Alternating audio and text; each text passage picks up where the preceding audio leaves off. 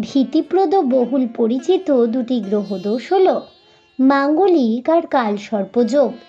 এই দুটি গ্রহদোষ মানুষের জীবনে নানান প্রভাব বিস্তার করে। সুখ দুঃখ, ঐশ্বর্য দারিদ্র, শান্তি অশান্তি, সুস্বাস্থ্য ভগ্নস্বাস্থ্য, সৌভাগ্য দুর্ভাগ্য, পাণ্ডিত্য অজ্ঞানতা, যা কিছুই লাভ করি না কেন তা নিয়ন্ত্রিত হয় রাশিচক্রের গ্রহ দ্বারা। সব গ্রহই অবস্থান ভেদে শুভাশুভ ফল দেয়।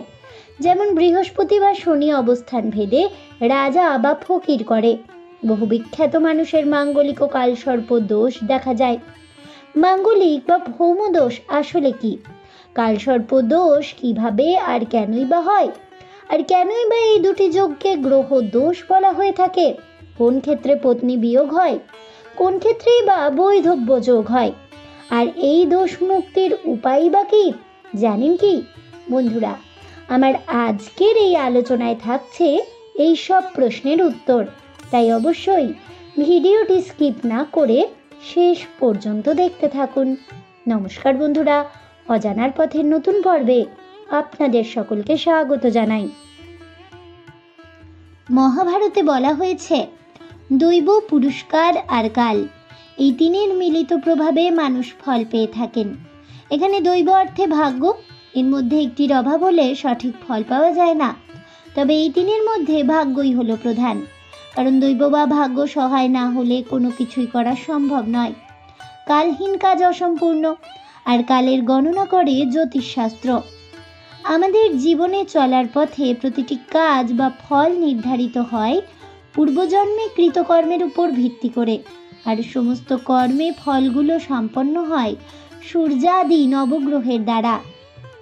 এর মধ্যে দুটি দোষ বিখ্যাত, একটি হলো মাঙ্গলিক বা ভৌম দোষ এবং অপরটি হলো কাল সর্পযোগ। প্রথমেই আমরা আলোচনা করব মাঙ্গলিক দোষ নিয়ে। জন্মরাশি চক্রে মঙ্গলের অবস্থান অনুসারে মাঙ্গলিক দোষের সৃষ্টি হয়। মঙ্গল হলেন এই দোষের কারক। মঙ্গলের স্বরূপগত পরিচয় কি? মাঙ্গলিক দোষ কি? এই দোষ মানুষের জীবনে কি প্রভাব বিস্তার করে? দোষ মুক্তির পথই বা কি? এই প্রশ্নগুলি আমাদের সকলেরই মনে আসে। মঙ্গলের প্রকৃতিগত পরিচয়।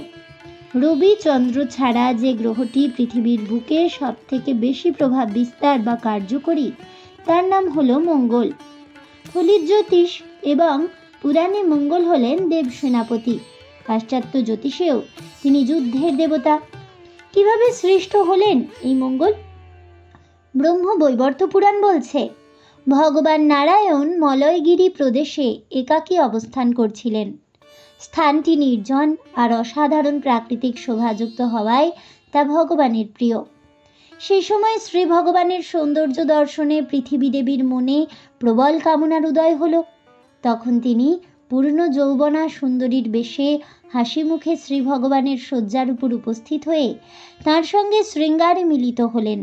কিন্তু নারায়ণের অমোঘ তেজ ধারণ করে পৃথিবী দেবী অজ্ঞান হয়ে গেলেন।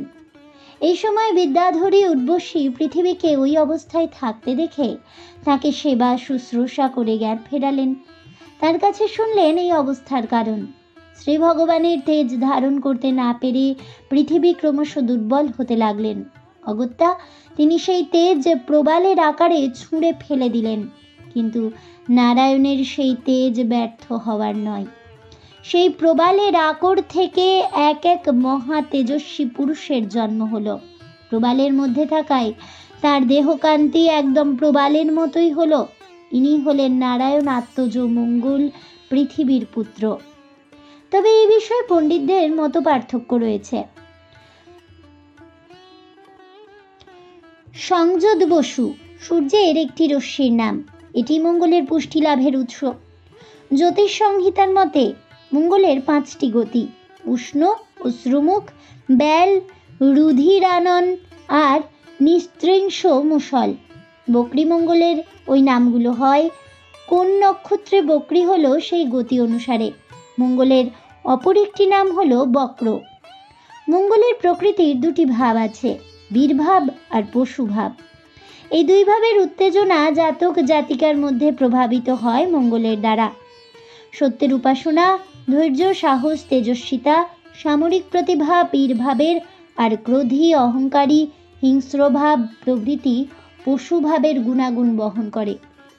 মঙ্গলের স্বরূপ। পুরাণে মঙ্গল হলেন রক্তবস্ত্র পরিহিত, ত্রিশূলধারী শক্তিমান গদাধর চতুর্ভুজ মেষবাহিত রথের ওপর বসে বরদানকারী রক্তাম্বরধর শূলী বরদ মঙ্গল মত। বৌদ্ধতন্ত্র অনুসারে মঙ্গল ভূমিপুত্র, দ্বিভুজ, রক্তবর্ণ, ছাগবাহন, ডান হাতে মাংস ছেদনের উপযোগী কুঠার আর বাম হাতে ছিন্ন নরমুণ্ড ভক্ষণে উদ্যত ভাব। জ্যোতিষমতে মঙ্গলের স্বরূপ। দেবসেনাপতি, খর্বাকৃতি, রক্তচক্ষুদয়, দৃঢ় দেহ, রজকান্তি বর্ণ, রক্ত গৌরবর্ণ, চঞ্চল ভাব, কুঞ্জিত দীর্ঘকেশ, পিত্ত প্রকৃতি, অগ্নিতত্ত্ব, অগ্নিস্থান আর গ্রীষ্ম ঋতুকারক। এ তো গেল মঙ্গলের রূপ বৈশিষ্ট্য। এবার আসা যাক মাঙ্গলিক বা ভৌমদোষ আসলে কি সেই কথায়। ভৌমদোষের আবিষ্কার আধুনিক কালের নয়। স্বামী স্ত্রীর হানিকারক বলে প্রাচীন শাস্ত্রে এর উল্লেখ আছে। এই মঙ্গল দোষের অনেকগুলো নাম আছে: অঙ্গারক দোষ, কুজ দোষ, ভৌমবর্তী দোষ, মাঙ্গলিক দোষ ইত্যাদি। তবে বর্তমানে সবথেকে বেশি প্রচলিত নামটি হলো মাঙ্গলিক দোষ। জন্মরাশি চক্রে মঙ্গল লগ্ন দ্বিতীয়, চতুর্থ, সপ্তম, অষ্টম আর দ্বাদশ স্থানের কোনো একটিতে অবস্থান করেন তাহলে ভৌমদোষের সৃষ্টি হয়। বর্তমানে কোনো কোনো জ্যোতিষী মনে করেন ভৌমদোষ ভয়ানক অমঙ্গলকারী, যেমন দারিদ্র দোষকারক, প্রতিপদে ভাগ্যোন্নতিতে বাধার সৃষ্টি করে, শতচেষ্টা আর অমানসিক পরিশ্রম করেও সঠিক ফল লাভ হয় না ইত্যাদি। তাদের ওইসব তত্ত্বের কোনো শাস্ত্রীয় প্রমাণ পাওয়া যায় না, আর বাস্তব জীবনেও এর মিল দেখা যায় না। সাধারণের মনে মাঙ্গলিক জাতক জাতিকাদের নিয়ে একটা ভয়ঙ্কর ভীতি আর চিন্তা থাকে। বিশেষ করে কন্যা মাঙ্গলিক হলে তো আর কথাই নেই, যেন শিওরে সমন। মানসিক দিকটি ক্ষতবিক্ষত করে তোলে, বিবাহের বিষয়ে ভীতির সৃষ্টি করে। বিবাহ জীবন সুখের হবে তো, স্বামী স্ত্রীর অকাল মৃত্যু হবে না তো, এরকম আরো কিছু ভাবনা।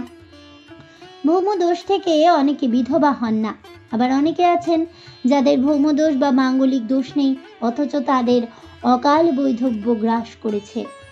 এর অনেক দৃষ্টান্ত দেওয়া যেতে পারে। একটি বিশেষ দৃষ্টান্ত হলো ঠাকুর শ্রী শ্রী রামকৃষ্ণ পরমহংসদেবের জন্মকুণ্ডলিতে ভৌমদোষ ছিল।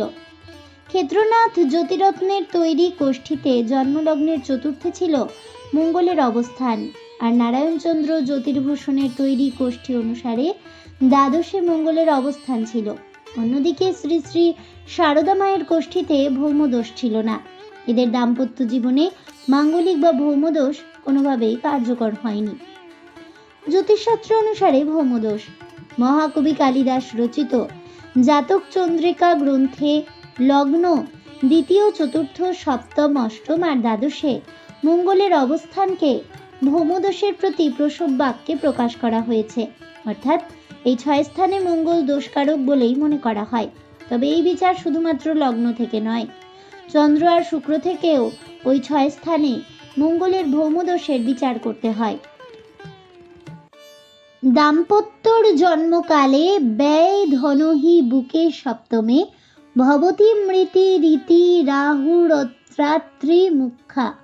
এই বিশেষ কিন্তু যথাযথ নয়, কারণ লগ্ন থেকে মঙ্গলের অবস্থানে বিচার করলে প্রায় 60 থেকে 70% মানুষই মাঙ্গলিক হন।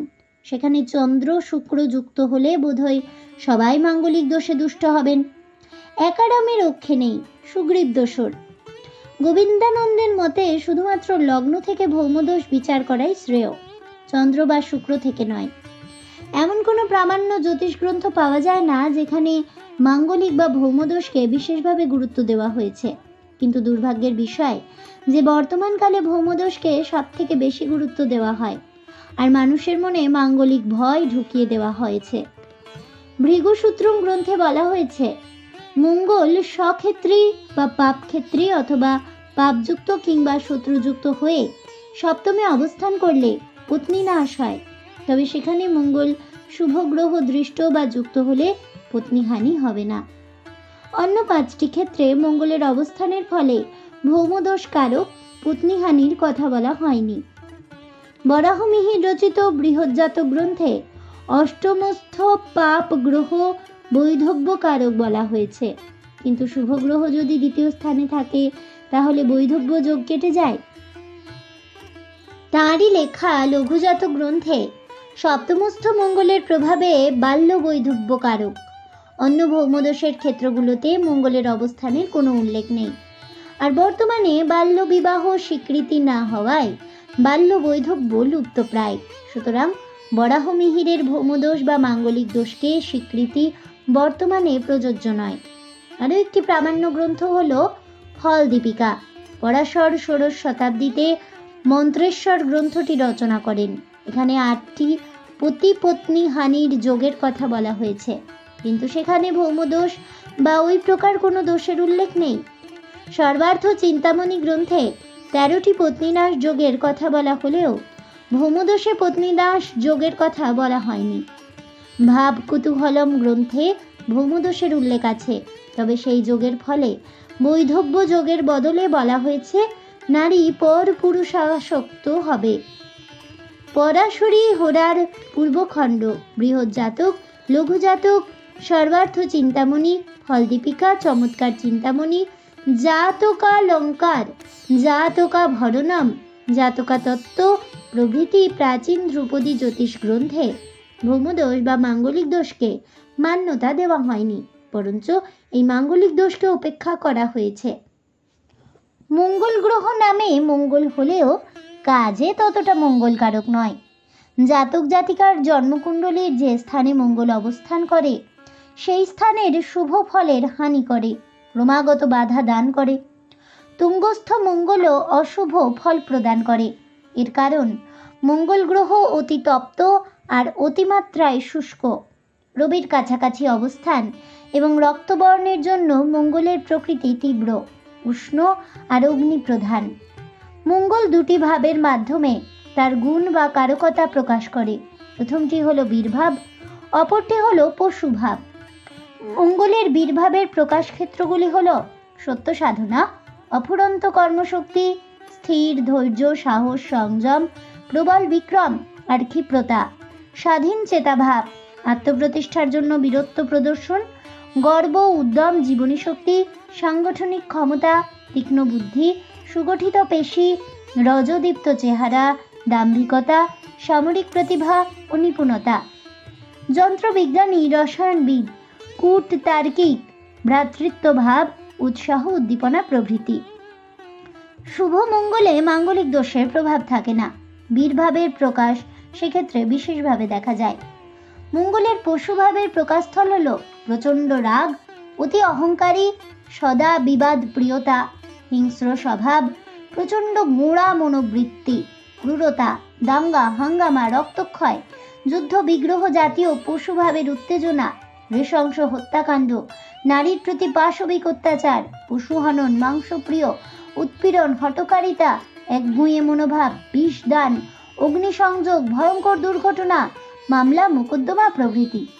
শুধুই এই 2 ভাবই নয়, মঙ্গল অনেক সাংঘাতিক রোগ ব্যাধিরও কারক, যেমন পিত্ত বিকৃত জনিত রোগ, প্রদাহজনিত ব্যাধি, বসন্ত, হাম, রক্ত আমাশয়, প্রস্রাবের যন্ত্রণা, মেয়েদের মেনস্ট্রুয়েশনকালীন বেদনা, অর্শ, ভগন্দরাদি, গুহ্য রোগ, ফোঁড়া, অস্ত্রাঘাত, অগ্নিদাহ, দাঁত, চুলকানি, কুষ্ঠাদি রোগ, মহামারী, মাথার পিছন দিকে রক্তক্ষরণ আর তা থেকেই দেহে বিকলজনিত পীড়া প্রভৃতি। অশুভ মঙ্গলের দোষের জন্য উক্ত ফলের ভোগান্তি হয়ে থাকে। এটাই জ্যোতিষমতে মঙ্গলের গুণাগুণ। বিবাহের বিচারের সময় মঙ্গলের ভূমিকা অতীব গুরুত্বপূর্ণ। মঙ্গলের প্রভাবেই বিবাহ হয়, অন্যথায় বিপরীত ফল হবে। মঙ্গল থেকেই বিচার হয় দম্পতির আয়ু, দাম্পত্য জীবনের শান্তি অশান্তি, পতি পত্নী হানি, কন্যার বৈধব্য যোগ। শুধুই তাই নয়, চন্দ্র আর মঙ্গল থেকে মেয়েদের ঋতু আবর্তের দোষ গুণ বিশেষভাবে সম্পর্কযুক্ত। এর ওপরই নির্ভর করে সন্তান প্রাপ্তি। অন্যদিকে মঙ্গল ভূমিকারক, তার শুভাশুভের ওপর নির্ভর করে জমি গৃহাদির সুখ। মঙ্গল থেকেই রিপু বিচারও করতে হয়। এইসব কারণে মানুষের দাম্পত্য জীবনের শুভাশুভ ভাবের বিচারে মঙ্গলের অবস্থান বিশেষভাবে দেখা দেয়। কোন অবস্থানে মঙ্গলের ভৌমদোষের ফল কি চলুন জেনে নিন। দাম্পত্য জীবনের পক্ষে বিশেষ গুরুত্বপূর্ণ বা স্পর্শকাতর স্থান হল মাঙ্গলিক বা ভৌমদোষে চিহ্নিত স্থানগুলি।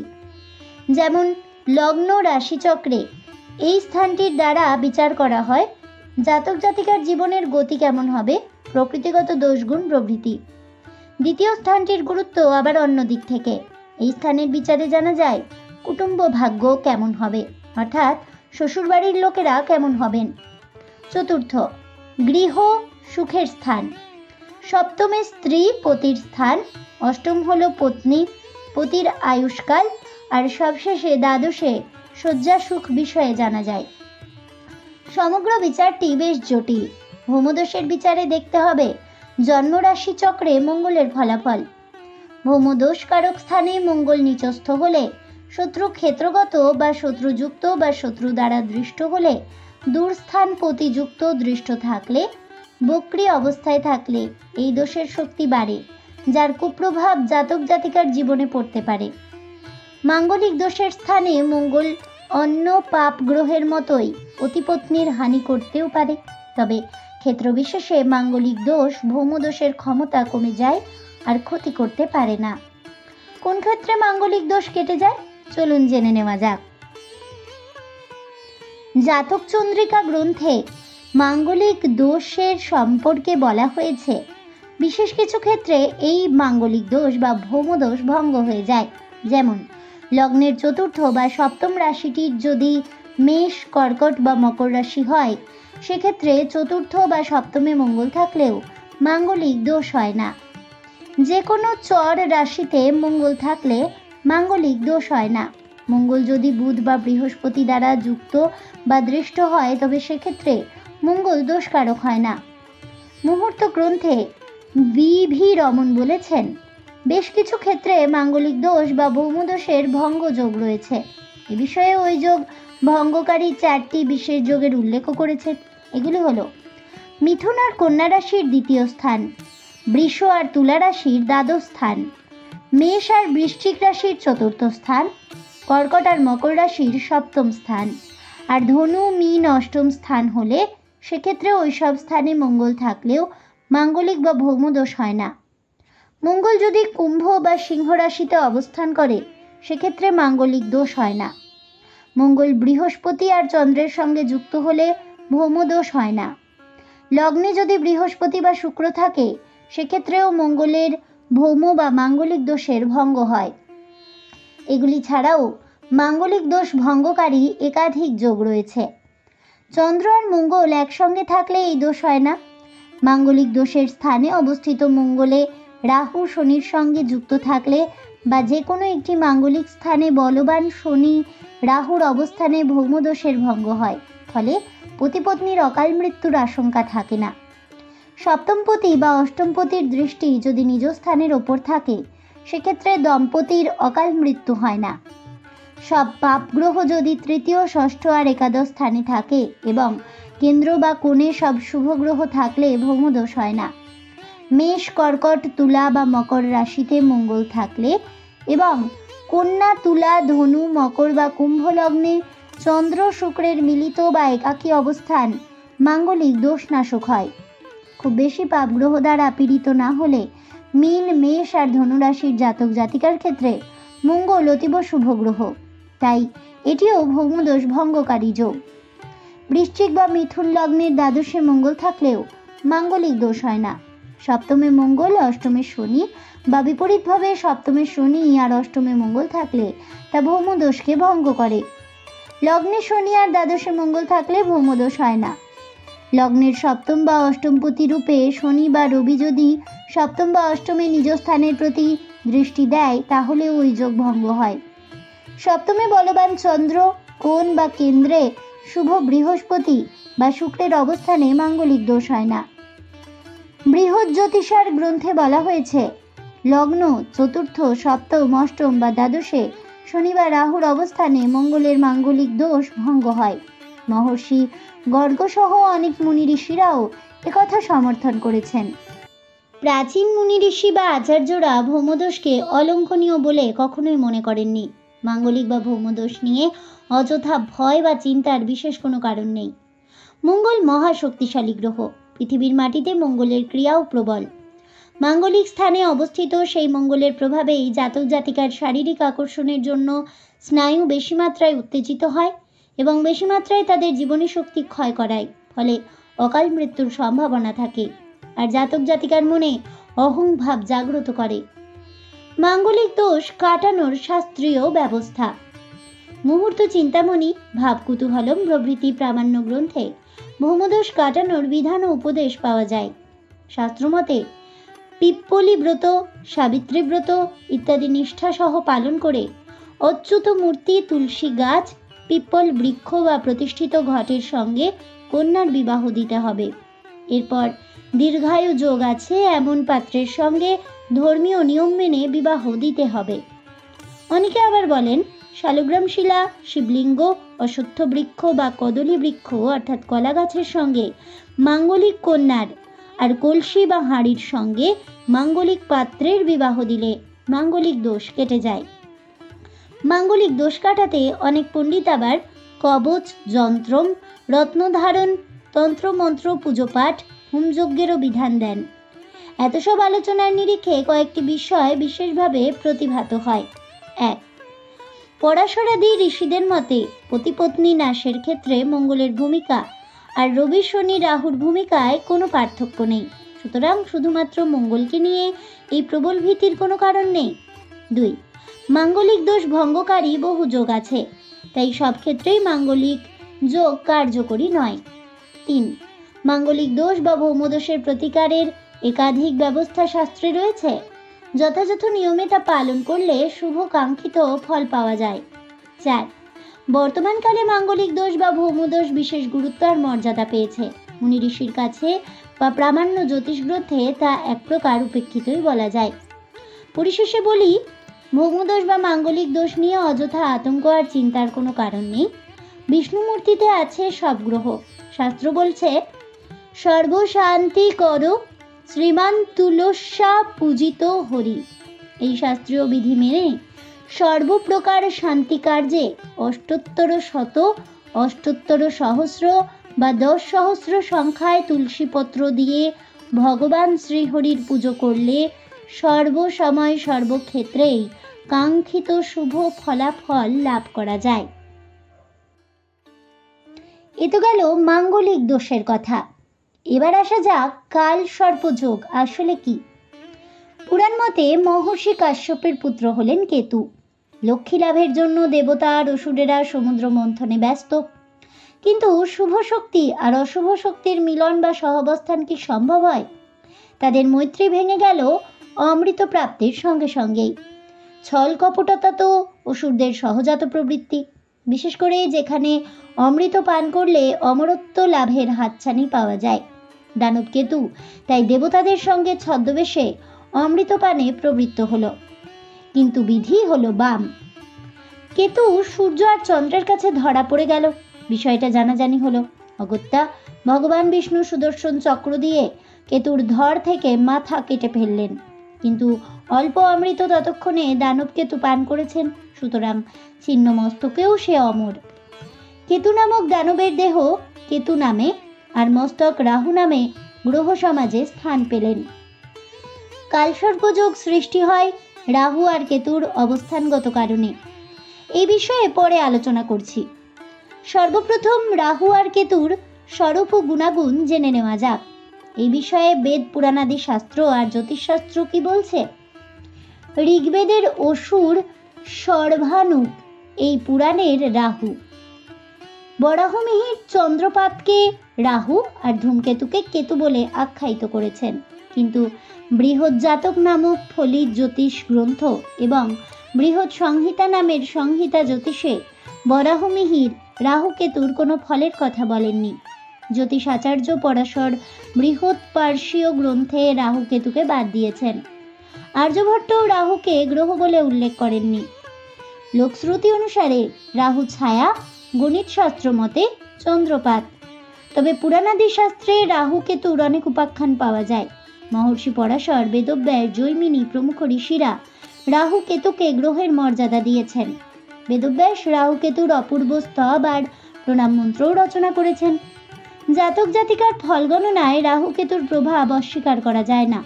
ফলিত জ্যোতিষ গণনা রাহু কেতুকে না ধরে করা সম্ভব নয়। রাহু সব পাপ গ্রহদের থেকে বেশি বলবান আর ঘোর কৃষ্ণবর্ণের, তাই সে রাত্রিকা স্বরূপ। তম শব্দের আড়ালে রয়েছে ঘোর অন্ধকারময় পূর্ণ পাপ রাত্রির রূপ, তাই রাহুর অপর নাম তম। এ সত্ত্বেও রাহু মানুষের ঐশ্বর্যের কারক। এজন্য বাস্তব জীবনে দেখা যায় জাতক জাতিকার রাশিচক্রে বলবান রাহুই তাকে ঐশ্বর্যশালী আর ক্ষমতাশালী করে। রাহু পাপ গ্রহ, তাই তিনি মুখ্য কারক নন।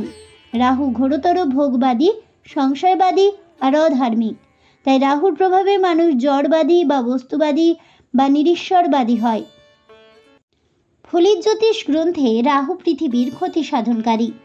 তার উদ্দাম কামনা, অন্তহীন বাসনার চির অতৃপ্ত ভাব, চরমতম দেহস্পৃহার উৎকট প্রকাশ, দেহ ক্ষুধার ভোগের চরমে গিয়েও অসুখী। রাহুর একটাই গতি, বক্রগতি। রাহু মানুষের ইন্দ্রিয়কে অবলম্বন করে সদা কামনা বাসনার সমুদ্রে সন্তরণ করতে চায়। শাস্ত্রকারদের মতে রাহু চণ্ডাল গ্রহ।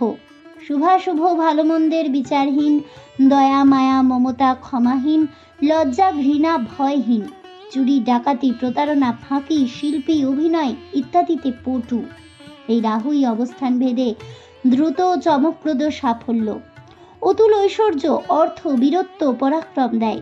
সঙ্গে আনে সুরা সুন্দরী ভোগের লালসা, দালালি মনোবৃত্তি, প্রবঞ্চকতা। এইভাবে একসময় সে নিজের তৈরি করা দুঃখ সাগরে ডুবে যায়। অন্যদিকে কেতু কিন্তু রহস্যপূর্ণ গ্রহ। সে ধার্মিক। কেতুর সহায়তায় মানুষের আধ্যাত্মিক চেতনার বিকাশ ঘটে বা ঈশ্বর সান্নিধ্য। কেতুর চোখ নেই, তাই রাশিচক্রে তার কোনো দৃষ্টিও নেই। কেতুকে আধ্যাত্মিক গ্রহ বলা যায়। উদাসীনতা, বৈরাগ্য, নির্জন সাধনায় কেতু সাধকের বিশেষ সাহায্যকারী। সংসার বন্ধন কেটে মুক্তির পথ টেনে নিয়ে যান। তাই মহর্ষি জৈমিনী বলেছেন, কেতৌ কেবলাম। অবস্থান ভেদে কেতু জাতক জাতিকার মুক্তি লাভের পথে বিশেষ সহায়তা করে। বিপরীত ক্ষেত্রে উদ্দেশ্যহীন বৃথা ভ্রমণ বিলাসী আর অভিশপ্ত জীবন দানও করে থাকে, যদিও সবসময় সে নিজ চিন্তা বা উদ্বেগের বিষয়ে সতর্ক থাকে। লগ্ন পঞ্চম, নবম, দশম আর দ্বাদশস্থ কেতুর অবস্থানে চরম আধ্যাত্মিক উন্নতি হয়, যেমন শ্রীকৃষ্ণ। বৃষরাশি ও বৃষলগ্ন। বৃষরাশিতে চন্দ্র কেতু যোগ। শ্রীরামচন্দ্র।